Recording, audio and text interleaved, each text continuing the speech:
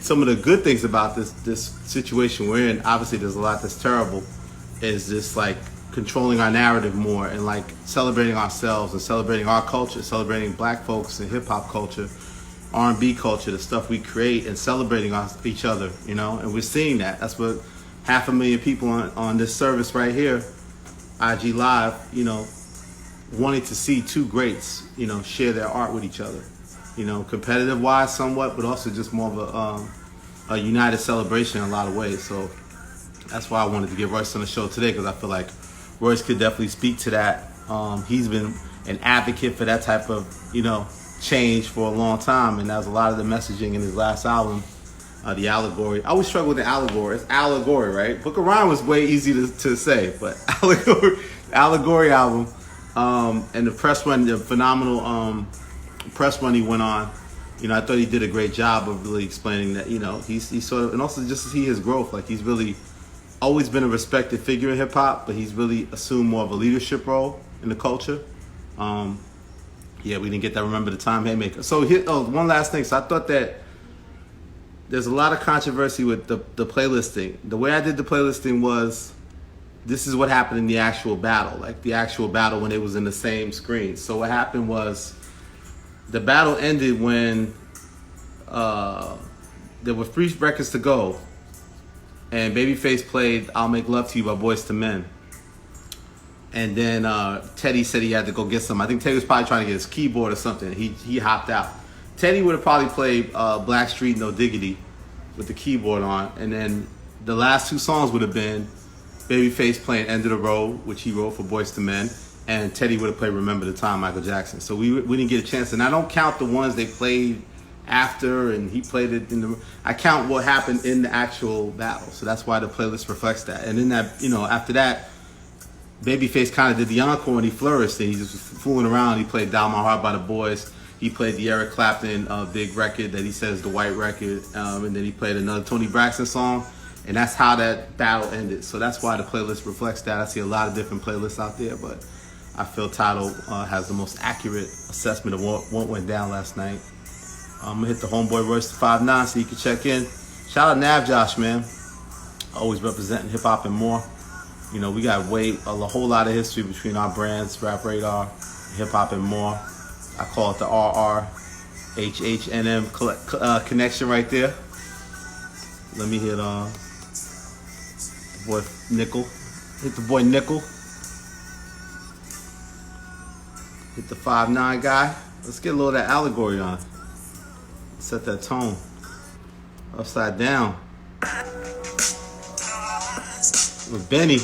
This song was hard.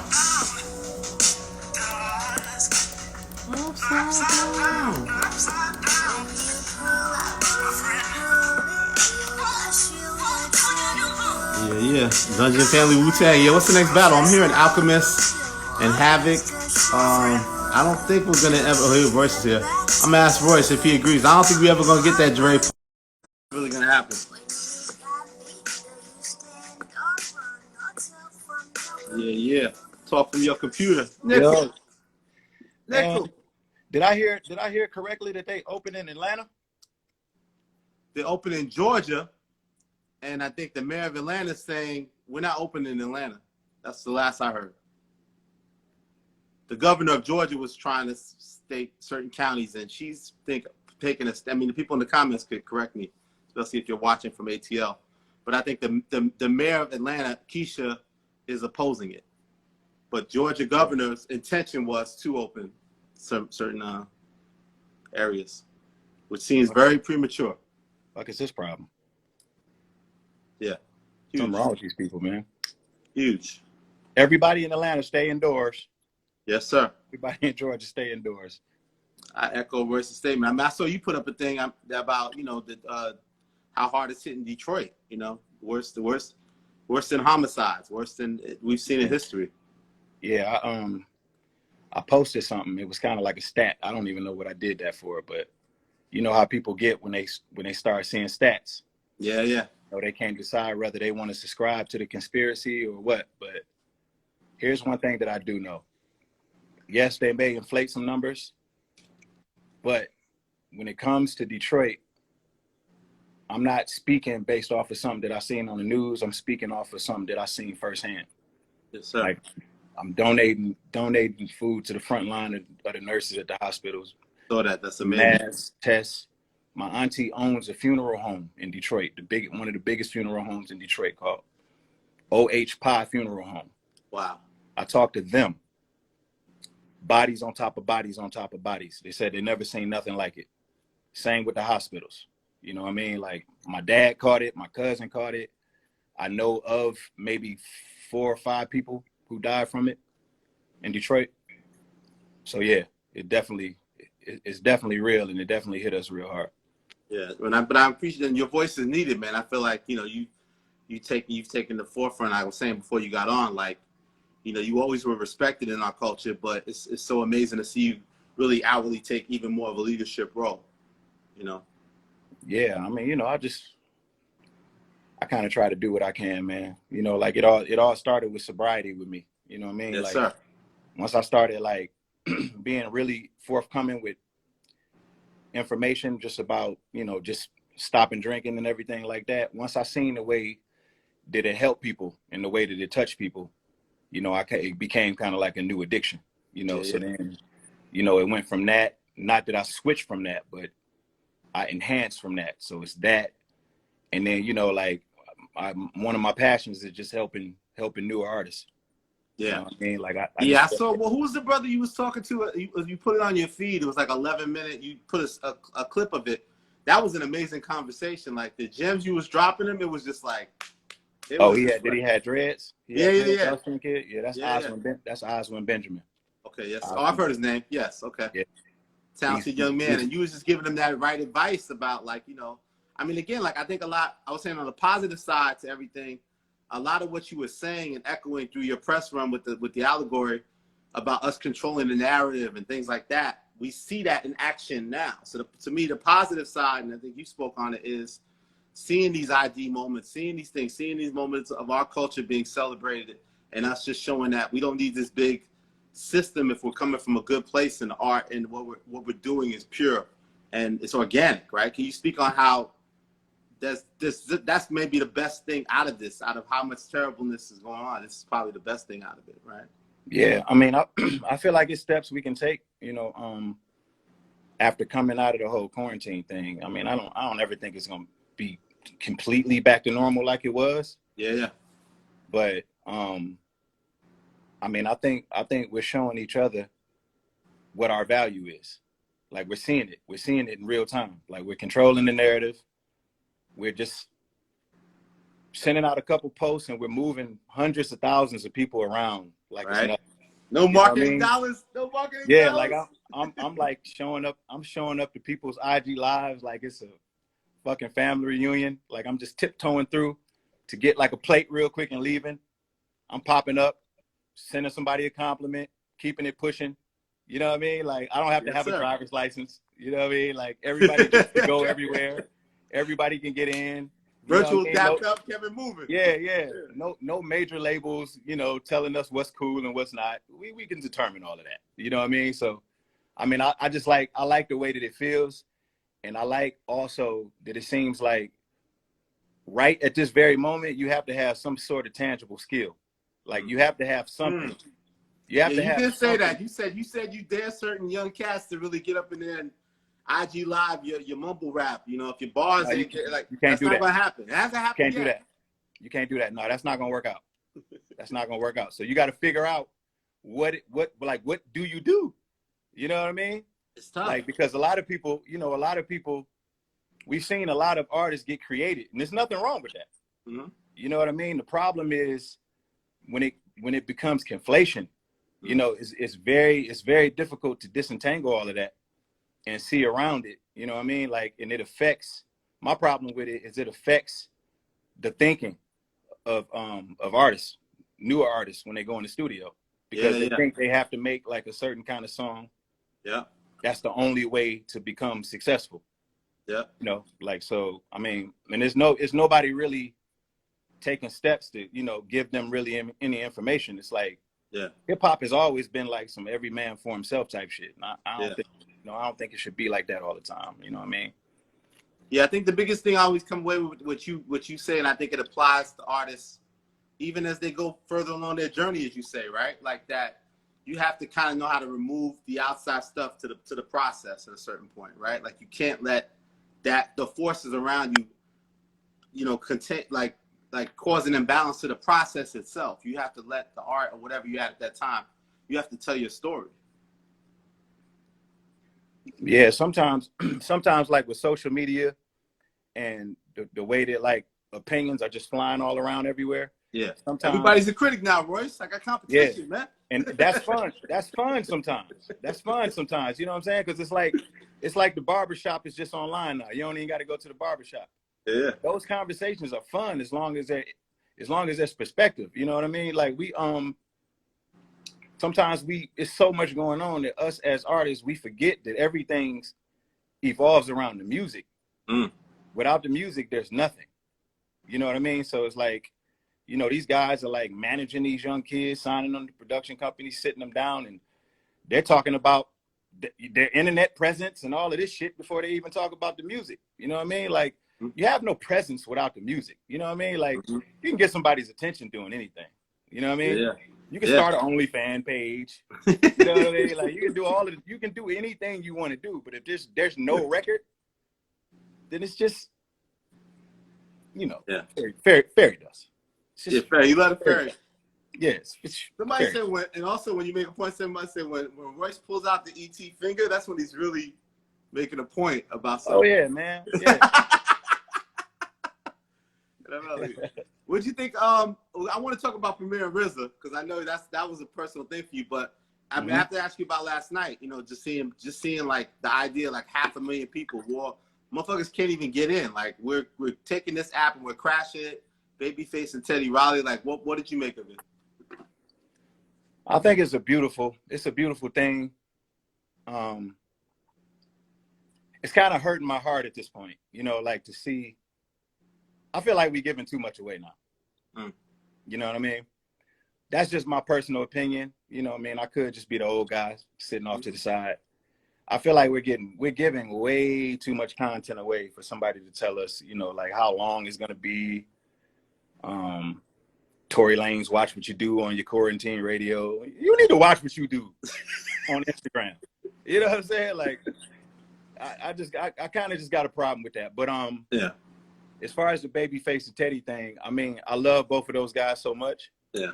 I tuned into the first one, and then the second one, I tuned into that one up until it paused, and then I went to hang myself after that.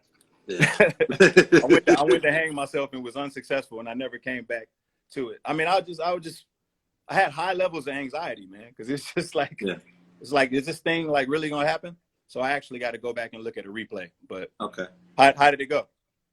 I thought the first one I thought Face dominated, right? Like Face came out strong. The 3-0, like the first one with Teddy trying to get the sound right, whatever. Like Face was confident, and he dominated. I felt the second one, Teddy came out strong. Face was kind of holding his own, and then at a certain point, I think Teddy made bad choices of songs or timing, and then Face kind of took off, and I think won decisively.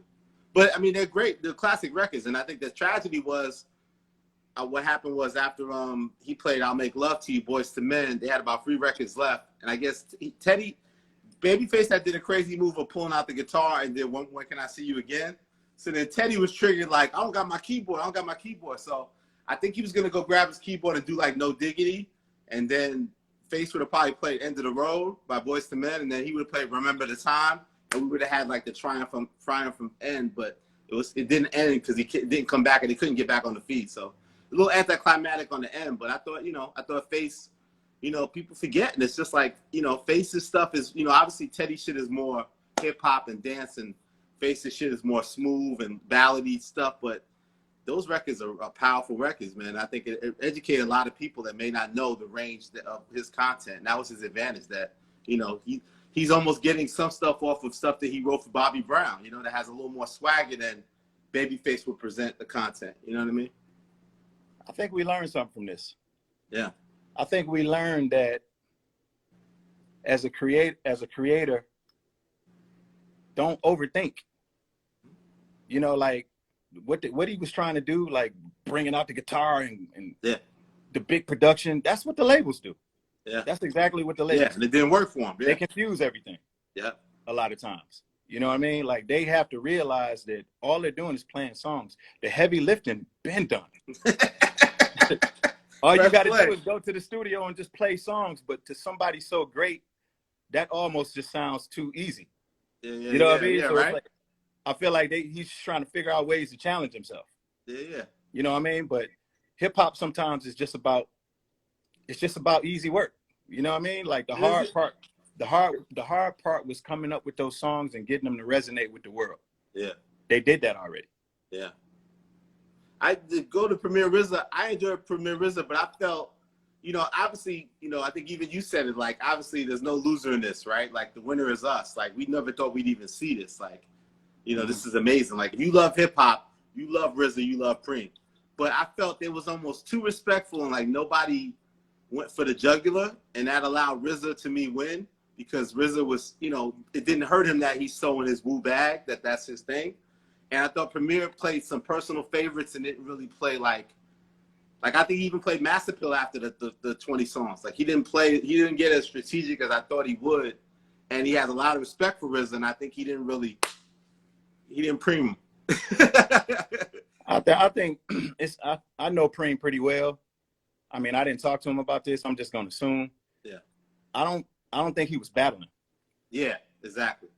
I don't think he was battling, because if he was battling, he would have been a little more prepared. I think he just know he got a bunch of shit in his computer and on his hard drive. I think he played personal favorites. Like he played the MOP shit that he loves the most than maybe the MOP one that the audience would know more. You know what I mean? Like I think he made choices in that way of like what it was. Let me tell you something. He played Boom against incarcerated Scarfaces. Woo! That's a hip hop highlight right there, huh? No, it wasn't a hip hop highlight for me. Man, that shit was like, I was like, bro, I was over here screaming at my phone, like, what? Oh, you was no, please don't do this to me. I'm dying. Yo, you want me to get my braggadocious? Huh? Want me to get my braggadocious on real quick? Mm-hmm.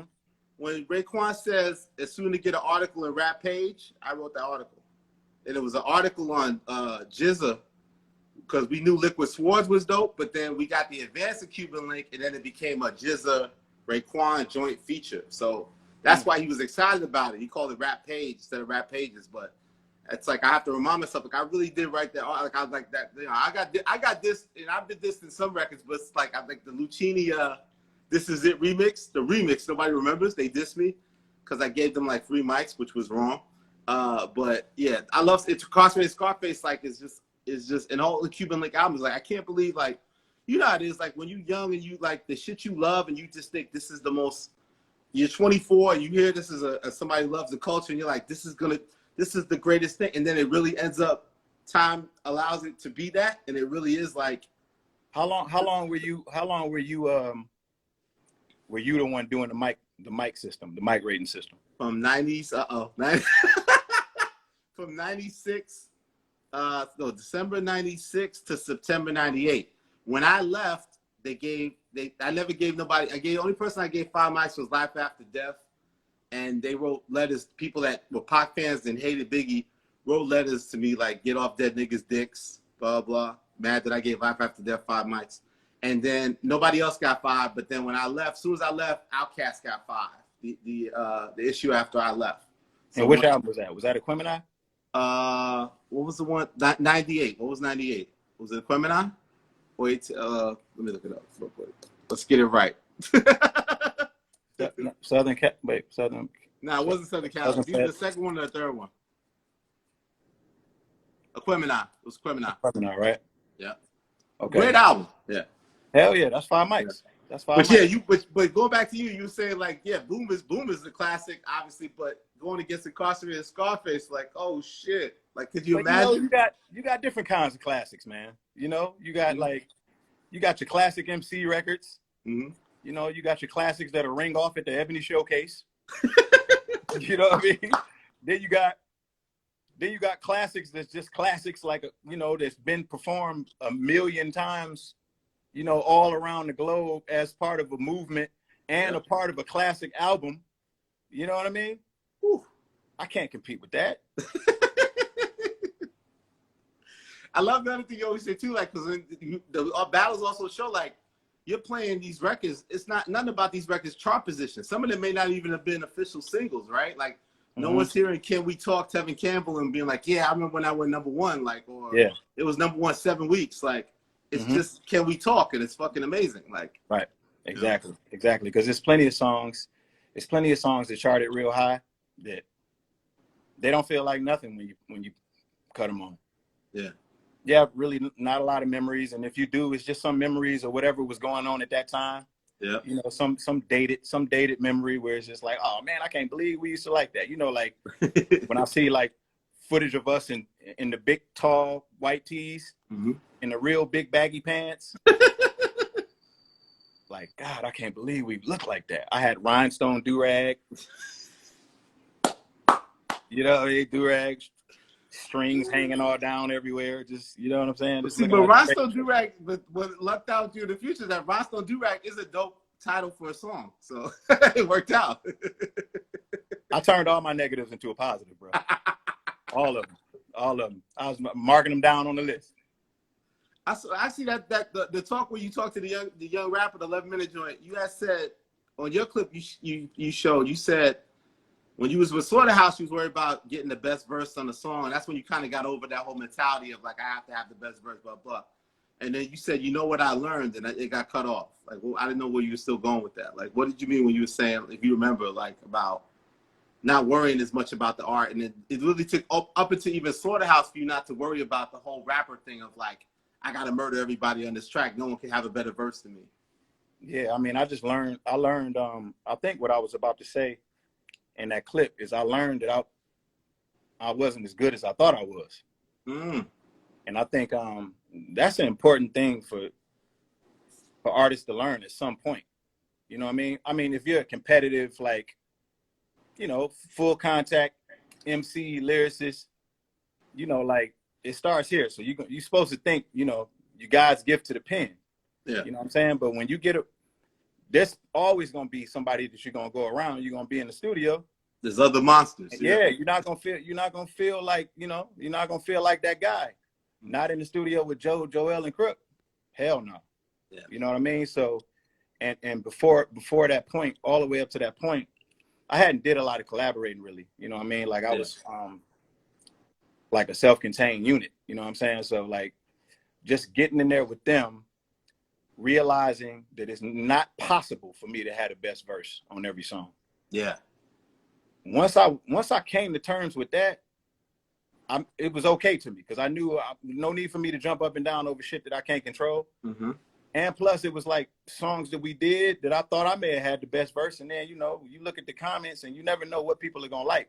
Yeah, it just becomes so subjective, and that's kind of like what made the group special. You know what I'm saying? So, I developed like a different kind of a relationship with the music in Slaughterhouse because I kind of started taking on the role of like, I guess, seeing the song all the way through.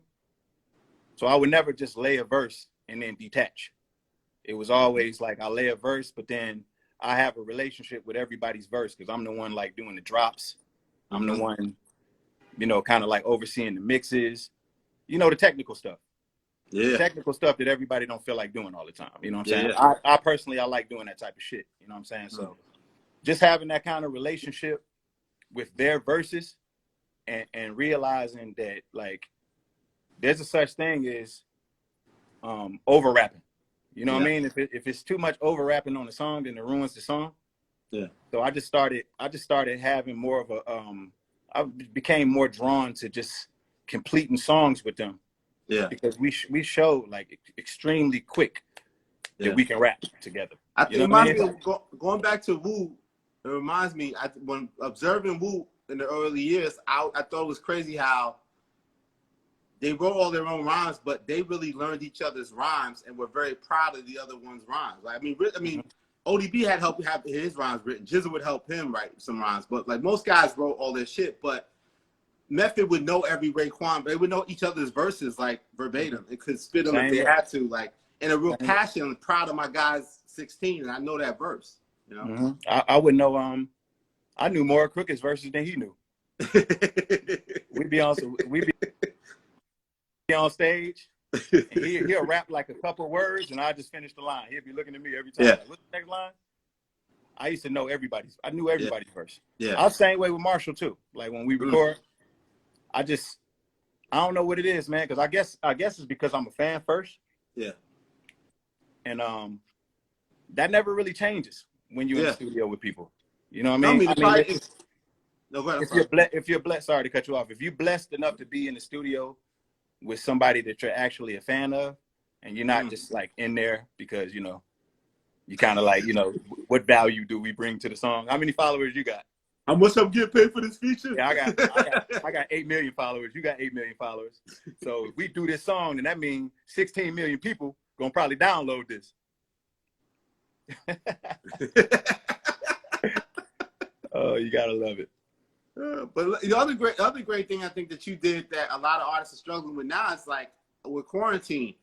I have ideas. How do I express it? How do I record? Most artists aren't self-sufficient, don't have a studio access, don't even have a home studio, don't own a studio. Like, talk about that and the importance. And I think it's probably been even more, impactful. And if other people are really observing that, you have Heaven Studios. You have a place that you can continue to work. That's yours. Yeah.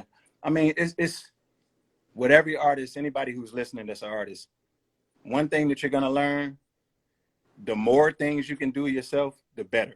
I don't care what it is. You know what I mean? So I was kind of like, I was forced to learn how to record my own vocals. I'm still not that good at it, but I was forced to do it because I couldn't find an engineer that could work on the same schedule that I like working. I like working really, really late at night. And for whatever reason, people come in and they go, yeah, I mean, I can stay up too, man. It's just how do you be here? Not at the board at like 3 a.m. You're like, after one session, you never hear from them again. You know what I mean? So I'm I can get way more done a lot more efficiently just doing it myself. That's everything. That's making beats, recording your own vocals. Listen, if you can learn law, be your own lawyer, be your own everything. You know what I mean? Because nobody's gonna get the shit done like you. You know what I mean? So that's one of the jewels of this whole quarantine thing. Like, we actually got time to like learn some things. So my nigga Crooked got like a new setup at his crib. So I've been talking to him, kind of trying to give him some pointers on how to cut vocals. So he's just learning that for the first time. So it's fun to watch people, you know what I mean? Like, it's fun to watch people learn the shit. Yeah. And then like once he gets good at it, he's probably never gonna go back to an engineer because it's Crooked. Like if he gets as good as that as he is writing raps, then what purpose does he have to call somebody to get some shit done? You know what I mean? Especially if he could catch a vibe at the crib. Like, that's my biggest problem. Yeah. That's my biggest problem. I can't catch a vibe at the crib because my daughters don't respect me. You know what I'm saying? So I gotta actually come here to get shit done.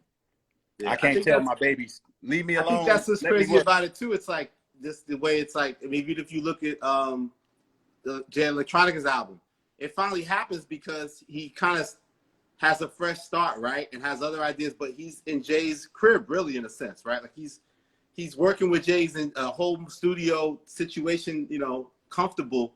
And like, then that creativity could just happen because the person has the access. They finally feel comfortable. There's something in their head. And they're finally getting up the courage or belief to get it out and to share. And then we never see it, No distractions. And Jay Elect, you just got to catch him. You got to catch him when he's ready. You know what I mean? Like, he had a body of work that he felt good about. Release that shit. I don't care what it sounds like, because you just gotta get something out on him, man, just so he can kind of get the feel of how it feels to actually release an album, deal with some criticism. And understand that, you don't have to deliver Detox, bro. Yeah. You know what I mean? Just give us something and then keep building upon that. Yeah. So I see, before we get out of here, every once in a while you be kicking these throwaway bars, man. My throne's on an island I own and only I inhabit and all that type of stuff, man. So Are you focused on? Are you making music in terms of figuring out maybe? I know you want to do more production, maybe for an outside force. Do you feel like you know what you're sort of trying to figure out what the next move is going to be musically?